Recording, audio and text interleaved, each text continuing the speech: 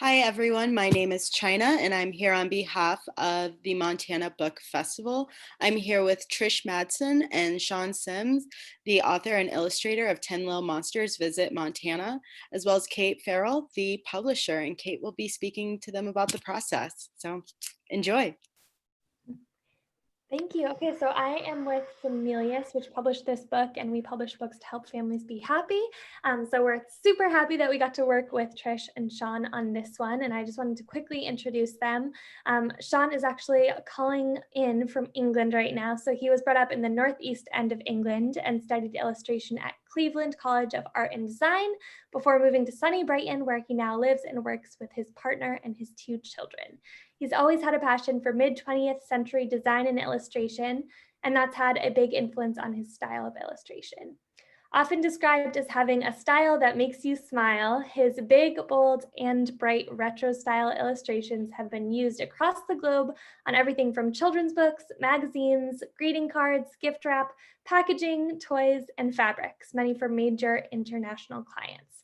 As well as being an illustrator, Sean has a passion for collecting mid-20th century design and is never happier than getting up bright and early on a Sunday morning, looking at car boot sales for hidden treasure to add to his huge collection. And Trish is a lifelong book enthusiast with over 20 years experience in the publishing and entertainment industry. Her true passion is creating books that inspire and encourage children to learn while ultimately having fun. So hi. Thank you for coming. And I just wanted to talk to you a little bit about the process of putting together this book. So what is your research process like when you're starting a new book? So I'll take that one first. Basically what I do is, the publisher will come to me with the state they want us to write about. And I will go and research all kinds of fun facts. There's so many great websites, not just for like state facts, but really unique things. There's travel sites that you can look at. And basically I go through all those sites. I try to come up with the most fun and fascinating places within each state, and then kind of pick from there, what I think would be most entertaining for children. So that's it. Luckily for me, I live in Eastern Washington. So I've been to Montana many, many, many times. So this one was really fun to not only research more about Montana, but kind of influence the things that I've already seen and experienced there. So that's kind of the process when researching what fun facts you want to talk about in the book. Super fun. And then after you've done the research, how long does it take to write the book and sort of narrow down what you want to include in it? And then Sean, how long does it take to illustrate? So the writing piece of it takes, anywhere from 2 to 3 months. It really just depends. With these books, what's so great is that they're rhyming. So you kind of have to get yourself in this rhyming mode, and then sometimes it comes really easy and sometimes it doesn't. So I find myself, when I'm kind of locked into writing these books, I rhyme everything. So like my grocery list, my bills I had to, everything that I do, I try to rhyme, so that way when I go back to actually sit down and make things rhyme in the book, I'm kind of in that mode. Oh, that's probably kind of annoying for most people, but that's just my process. I love that. And Sean, what about you? How long does it usually take to illustrate? Well, I'd say probably from start to finish, probably about 5 days. When you, maybe sometimes less than that. I mean, the illustration itself is fairly quick when you do it, but I'll start off with the research, because obviously everything is just written as the rhyme, and we're not going for, didn't know anything from Montana at all, other than it was a kind of a place with forests and, mountains. That was my image of Montana, was like one of the wilder places of the USA.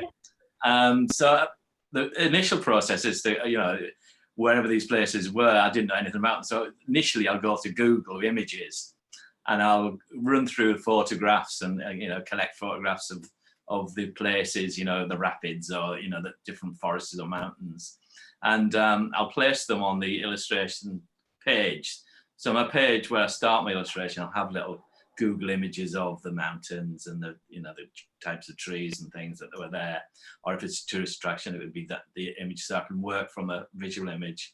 I also get a few what other illustrators had done and how they'd interpreted the mountains, because you got to kind of simplify things down. So you got the famous mountains landscape, but with my illustration, I've got to strip it down to be a lot more simple, if you know what I mean. So it's how to create it's a recognizable place, but in the style of the illustration, it's got to fit that simple look, you know what I mean. And, you know, choosing the colors as well, you know, picking the color palette that needs to go with it.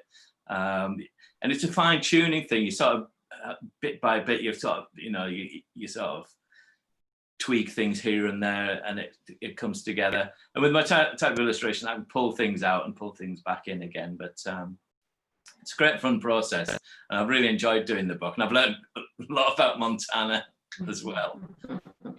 That's wonderful, and always makes me really happy when our authors and illustrators like working on our books too. So that's great to hear. And do you want to talk a little bit about the process, and I guess from your side, like what is it like for you to collaborate, and sort of how often you get to see updates with the text and the illustrations together, and what that's like for both of you? And well, I just get the whole thing as the written text of the book. You know, it's page 1, there's this, page 2 is this, and that. So, and I'm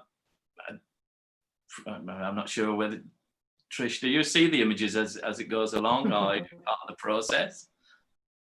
I do. So when I write the manuscript, I get a vision of what I think this spread should look like. So within my manuscript, I put Illustrator notes. So I put little notes into you, like, or who is ever illustrating the book. And right, yeah. Kind of what I see in my head. And then I obviously leave it up to you to bring to life. But that's kind of how it starts. And then throughout the process, you will submit your sketches. And then the publisher will send them to me, and I'll be like, this looks great. We can't forget, you know, this, and this that are in the text. So I see the sketches, and then finally I see like fully colored illustrations, and then we kind of tweak it. I give my feedback, you know, to the publisher from there. So that's kind of how I see it come to life. Yeah, I mean, because it's funny, because I don't actually work in pencil. And, you know, often clients say, can you do a pencil sketch first?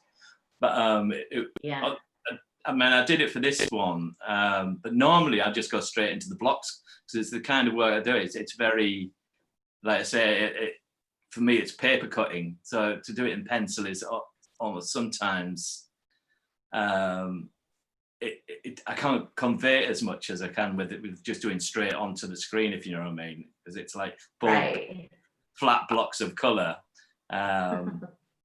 But yeah, it's interesting that, you know, the process, you do go from that, you know, early stage, and you develop, and you know, client says, move this, take that out, add this. It's it's kind of fun for me. It's really fun to see the sketches, because then I'm like, okay, that is exactly what I had in my head, and I can't wait to see it, you know, in color. Yeah, because I mean, with the book itself, you've got to convey the actual the place, or, you know, that piece of the poem is about, the place in Montana, and also convey the comedy aspect of the little monster falling off the back of something or exploding. So you got two things to balance. You want a bit of dynamism in the picture as well. So when they're doing the rapids and everything, so you got to throw a lot of like movement and water in and stuff like that. So and some of them I wanted to create a bit of a dynamic sort of viewpoint, like the tops of the bridges and stuff like that. I'm kind of remember, because I did Colorado as well, so I did 2 books at the same time. So we did Colorado and Montana, and I'm trying to remember which one's which, you know, because they're both obviously separate states. But some of them had similar things in them, like rapids and snow and stuff like that. So forgive me if I say a thing about Colorado and not Montana, if I bring a Colorado tourist attraction or whatever. So kind of bouncing off what you were saying before about just the dynamic illustrations and the little monsters, what is it about the monsters that make them a good vehicle for exploring new places like Montana? And that's a question for both of you. They're just fun. They're just fun. I mean, this series was started by Rick Walton and Jess Mark Smiley, and they wanted to do kind of a Halloween-y kind of themed book, but not really call it Halloween. They just, wanted kind of for that time frame. And so they came up with monsters, and they did a couple of monsters books, and they're just fun. I mean, the artwork itself just allows you to be so creative with creating all these different monsters. And so I think it started out kind of as one thing, and now they're just this super fun vehicle that we can sell not only during Halloween, but all year round. Totally agree. Sean, do you have anything to add to that? Yeah, I mean, I'd looked at, that was the other part of the research, actually. I'd looked at the previous books you've got of San Francisco, California, how the other illustrators had taken it. And I kind of wanted to follow that kind of simplicity of the monsters, if you know what I mean. They're kind of almost cute, but goofy in the same way. And I based mine on the two things that I wanted to base them on. Was one, the Muppets, when the Muppets played their animals, they were always a bit, those bright colours with the bongy eyes, like the Cookie Monster and the other monsters on the early Jim Henson Muppets. And that was one of the sort of theories. And the little, I don't know if you have them in the States, I'm sure you do. When I was a child, they still have them now. They have little rubber finger monsters with the bendy arms. Do you remember them? Yes. You get them in party bags. And these are kind of that. They're a bit of a thing on that because they're tiny monsters. So they're the little finger monsters. These are kind of in that. They're sort of, that's another influence on them. That's why some of them have got little, floppy bottoms and the rubbery arms. The one on the top right, really, I see that now. Yeah. There's a cover. Mm-hmm. Yeah, because I wanted them to be like jelly, like this sort of jelly monster. So they were all a little bit, like goofy and a bit wobbly and a bit susceptible to getting blown up or whatever, like clumsy. It's fun. Let's see. What's your favorite part of writing and illustrating?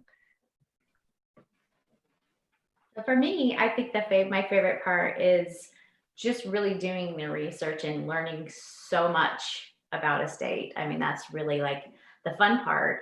And then the other really fun part is when you're done and you get to, you're like, okay, I did it. It came together. It's fun. It's funny. You have people read it and you're like, okay, does it make sense? And then, that's really just, but really doing the research and learning. I've learned so much about so many states from writing these books and the other series, our 12 Little Elves series. I've learned so much that I would never have known had I not been researching for this. So to me, that's just really fun learning about other states. Yeah, that's so cool. You could do a road trip and try to visit all of the states that you've written books for. I will, when we can, when it's safe, I will definitely do that. And then Sean, what about you? Yeah, I mean, it's like going from the challenge. It's a challenge at first. How do I depict, the high wire bridge in one page and in one spread? Is how do you do it and create a dynamism and create the character of the monsters themselves and inject a bit of fun.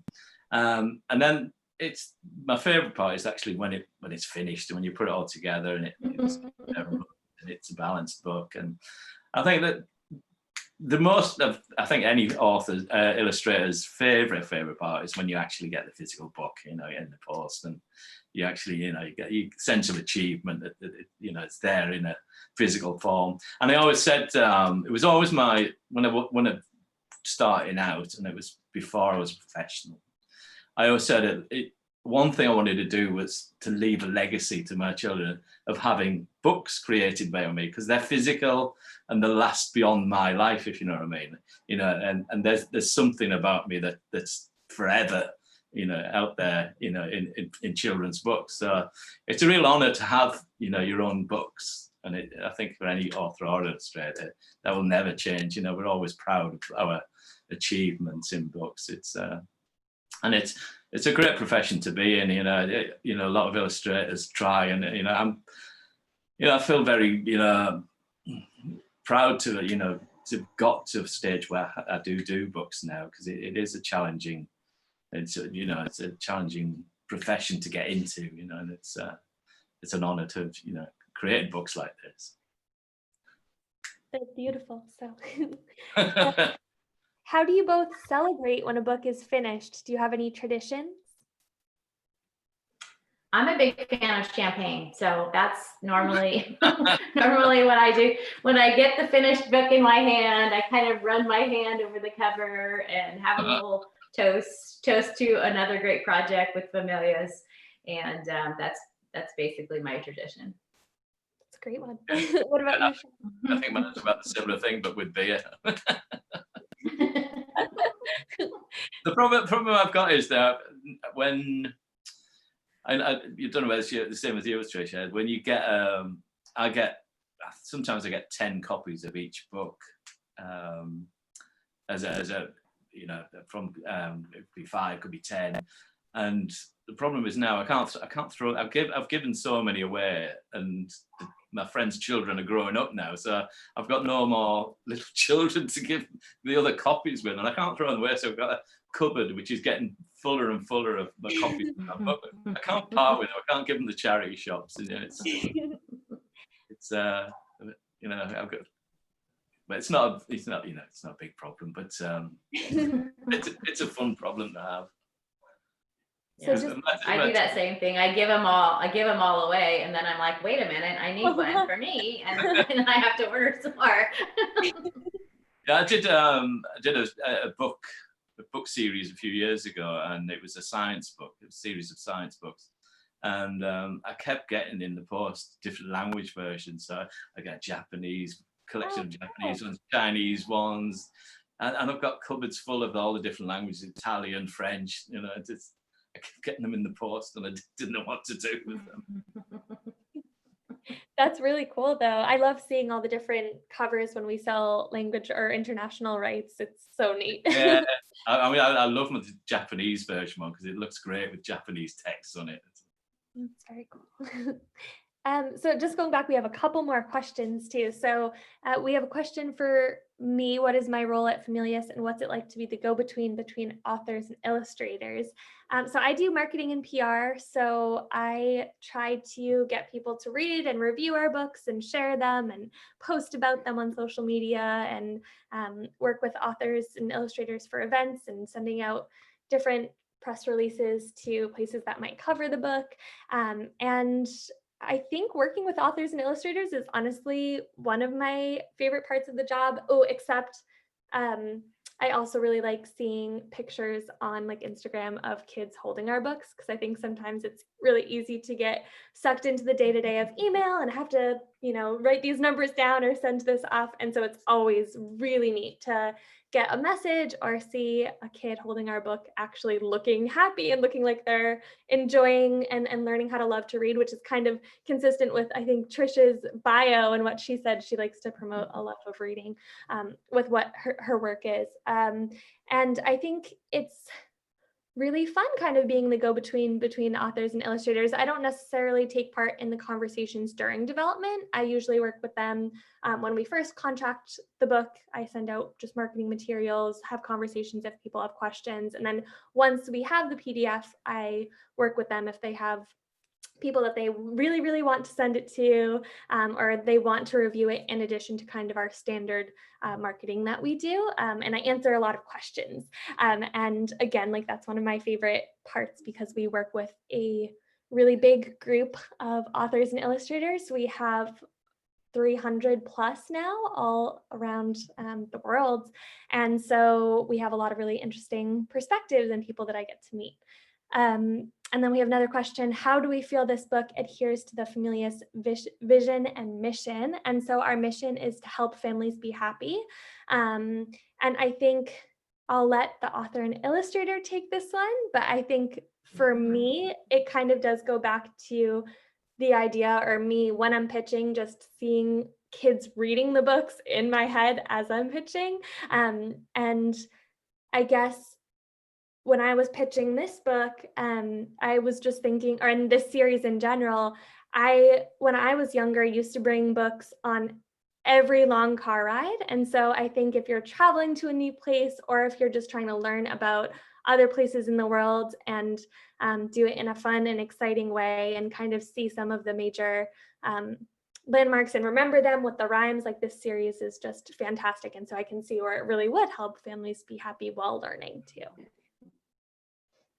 So do you also want to, how do you think this book would help families be happy? I would say that, anything that promotes children reading in any way, shape, or form helps families be happy, I think that's, that is Familius's message, and it's probably all of our message, is to bring something to life that helps kids not only learn, like you said, learn about a state or landmarks, but in turn, what makes a kid happier than reading a book? That's just really, in my opinion, you're learning something, but you're having fun at it, and you create these memories with your parents reading to you, whether it's in bed or whether it's, wherever it's at that you read books with your kids, but you're creating that memory that will last a lifetime. And to me, that's what can you do that makes a family happier than, that bonding time that you get with the children. Sean, do you have any thoughts to add? Yeah, I love the idea of this series. When I first saw it, I thought, what a fantastic idea.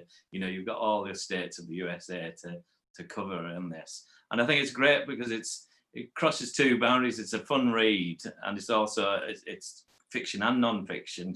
It's a travel book as well. But a great idea for, kids on travel guides. It's all like that, learning about a different state, or even a souvenir when you go, may travel there, on a vacation or whatever. And it's a great sort of memento to bring home from that state. It crosses so many different, it ticks loads of boxes in my opinion. I think it's a fantastic idea. And it could go on and on. You could take it to different countries and whatnot. But I think it's, 10 out of 10 for concept. And I'd love to read the other one. I haven't seen the other ones, whether they sell them in the UK or not. We probably don't sell the other state books in the UK, do you? Well, I can send you a link. You can, I think Book Depository, you should be able to get them all. All right, yeah. Anywhere in the world. So I will, okay. But support your indies in the US, please. Anyway. The question is, do the books predominantly sell in that state? Is that sort of, that the sort of main sort of selling is in Montana or Colorado or whatever, or do they sort of sell around the states? So honestly, I think it kind of depends, which isn't a great answer, but we do sell very, very well in the state that the book is based in. And I think it's parents and kids want to celebrate where they're from, and it's fun if you know the places that are in the book. But we do, I think the majority of the books that sell in other states for this state, it's probably like nearby, and it's for people who are traveling to that place. So it's usually like near, but not always just centered in that state. Yeah. So how did you go about deciding which states to do next? I know the first ones were like California and San Francisco, which are probably like obviously like the big states of the USA, and not the same that Colorado and Montana aren't like big states, but how did you decide about which ones to go for next? Is it a process? Honestly, I think it's mostly demand, and we work with a team of really awesome reps that sell to different stores. And so they tell us they think that their region would love one of these books. And we definitely love our regional picture books and board books, and we plan to keep publishing them as long as we possibly can. So I know that we had another question about if they'll visit all 50 states and if there's any plans to have them travel abroad. And I know, Sean, you definitely indicated to me earlier that you would love to have them do that. So I will pass that feedback along to our Oh, team. I could definitely see them in London getting the head chopped off in the Tower of London. The monsters would be very funny there. And then out of curiosity, Trish, what about other states? Are there any other states that you would love to write or that you have rhymes for already percolating in your head? No, not really. I mean, Virginia, I would love. My aunt is a teacher there, and she's been bugging me, and I keep telling her I don't get to choose the state. They just tell me, and then I go for it. But I would love to do Virginia. I don't know, Florida might be kind of fun just because of different illustrations you could do there. Anywhere. I mean, anywhere would be fine with me. I will go back to your other question about how do you decide, and that is Familius does a great job at looking at where children's books sell the best, and then that helps them decide, okay, well, Washington obviously sells books really, really well for children based on their other sales. So let's do that. And same thing. So they kind of, I think, go down a list of rankings on here's the states that sell children's books really well, and then go from there. And I think that's why they started in Washington, Oregon, California, Montana, so we're kind of just moving, go West Coast and moving. But it's based on a lot of different research. Right. For sure. Yeah. And then there was a question too about how children's series works, how many authors and illustrators are involved. And so I guess if you both want to, and Sean, I know you talked about working on Colorado as well, but Trish, you have so many books with us. Do you want to quickly talk about your experience with some of the other books that you've worked on? Yeah, no, we've done, I used to work at Familius for a time. And when I started working there, they started all these great series. And the person that started this series and our other series, Jess Smart Smiley, he started writing, and then he got sick, unfortunately. So I, at the time, was more on the creative end of it versus the writing end of it, but I always wanted to write. And I have absolutely no training whatsoever. Officially. But so I just said, well, why don't you let me try it? I love children's books. I've been involved in children's books and entertainment for a long time. Let me try my hand at it. And so I helped finish a couple. And then from then it was like, I want to do more. So give me whatever states you want and I will go forth. And we have a great, we've worked on a great primer series where W is for Washington and Let's Count Washington. Those are board books. So those are more just W's for Washington would be, just everything A to Z that you would find in Washington. And then the other primer is more you're counting with numbers. But you're using elements from that state. So it's just really fun to take all those things you have to accomplish and then put them all together in a way that's, of course, fun and rhymey. So I just, like you said, it kind of started just because there was a need. And now I just do whatever they ask me to do because I just have so much fun doing it. Which we really appreciate.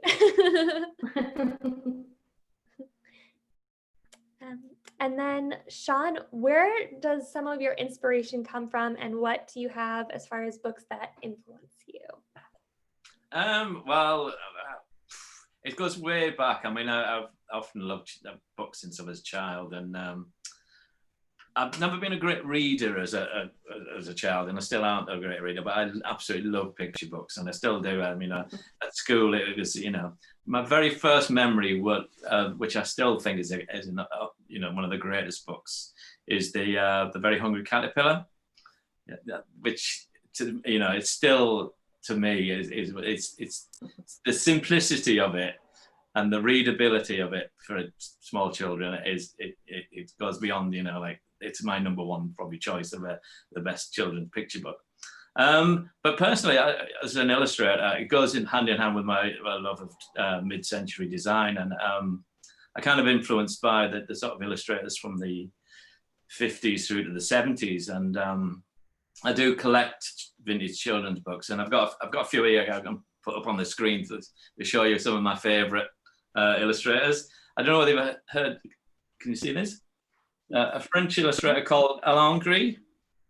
He's probably not much known in very many places, but if you can see the I can put up this, the colours and the palette that he uses. I mean, it's the kind of thing I love. The colour, you know, I love bright colours, and that sort of is one of my favourite illustrators. And I love things that are very simple as well. I love simple illustrations. So if I think some of his other illustrations, like this sort of thing, which is, you know, a really lovely illustration by him. And I love that sort of mid-century poster art from the 1950s, European. Another book I've got here is an American illustrator called Bill Chermatz. And you can see this. And this was published in 1959. It's an American book. It's an Esquire book. It's a men's cookery book. So it's not always children's books the way you can get, you know, really good illustration. I mean, you would think that was from a children's book. It's actually a men's Esquire cookery book. So it's for men to do cooking. So it's full of lovely illustrations, as you can see there. That's fantastic. Yeah, it's by a guy called Bill Chermatz, who did Esquire, which is, you know, men's magazine Esquire, and it's full of these lovely, you know, simple illustrations. And you often find that I'm really into American cookery books because they have a lot of really good vintage American cookery books that are full of fantastic illustrations. Poster art, I love vintage poster art, like these sort of things from the 50s and 60s. These are Scandinavian. So all the poster artists have a big influence with this sort of thing.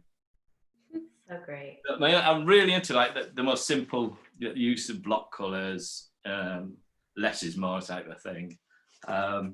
Another illustrator you probably all know, Charlie Harper, the great wildlife illustrator. So beautiful.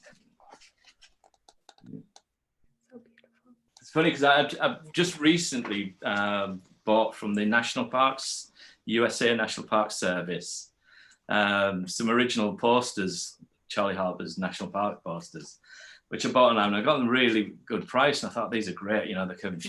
And when they came, I didn't realize how big they were. They're the posters that you use in sort of wherever in town, so they're absolutely enormous. You know, they're the size of a door. You know, so probably never going to get them framed. They're so big. Nice to have. And this one, I mean, this is probably my favorite children's book ever that I've got. It's my favorite, but you know, it's my prized possession. It's different to my illustration, but what I like about this is American illustrators called Allison Martin Provenson. I don't know whether you heard of them. I don't. Duo, and they're illustrated during the 50s and 60s, and I absolutely love their work. It's not quite like my work, but what I like about it is the sort of, if you can see them. Mm-hmm. And what I like about them is that there's a kind of darkness to them, which, you know, you don't actually get now in children's book. We kind of like think of children's books as a very fun thing, very bright, very jolly. And in the 1950s, they were sort of, you know, they could kind of come up with things that are a little bit more sinister. This is the Minotaur one, but absolutely wonderfully illustrated. They're almost like works of art, you know. Each and every one has there's a quality to it. That, I'm trying to find another one that I like. They're in the horses on that. This one. Those are gorgeous. Yeah, it's an amazing book. Absolutely, every page is a work of art. And the work does, you know, it's a team. It's a husband and wife team, Allison Martin Provenson. But it's so beautifully illustrated.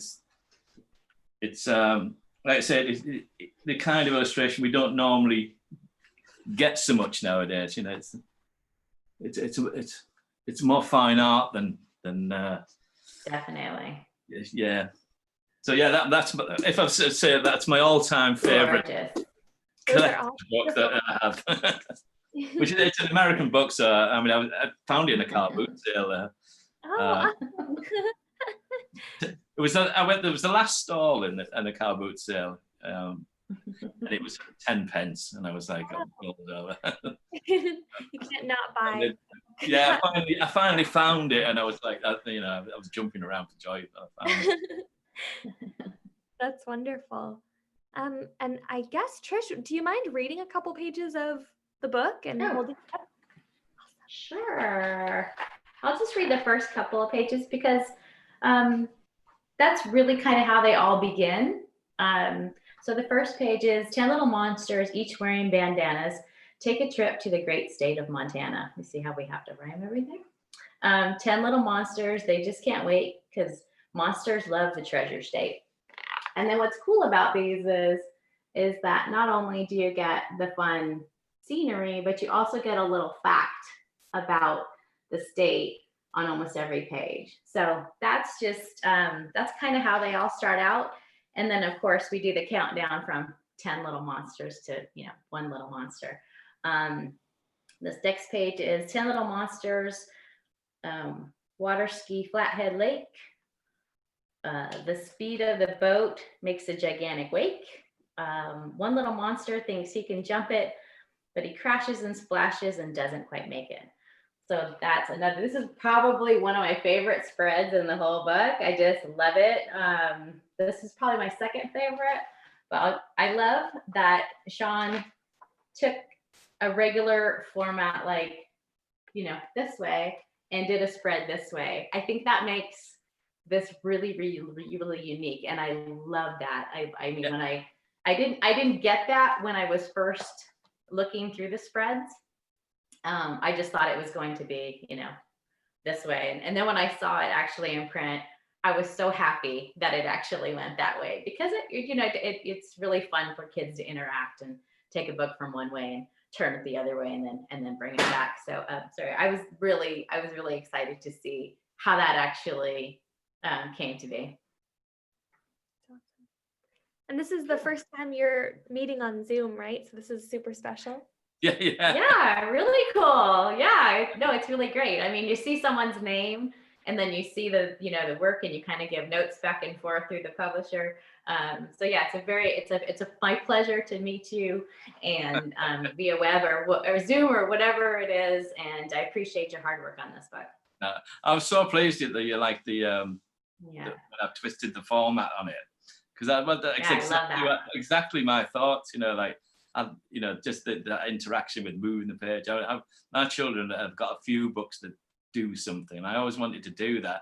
And with it being sort of giant trees as well, I wanted to create that scale of them being little and the giant. That was perfect. Yeah. It was more practicality as well as how do you convey giant trees in wood without doing it on the portrait format. So I'm glad that's perfect.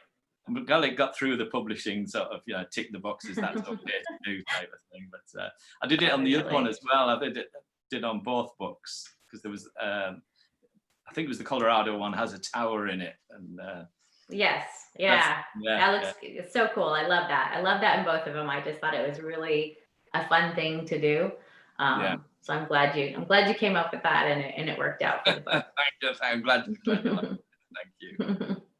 Well, I super appreciate both of you, and we really appreciate the Montana Book Festival. Do either of you have any other questions or things that you wanted to bring up about Familius or life or books? Hi.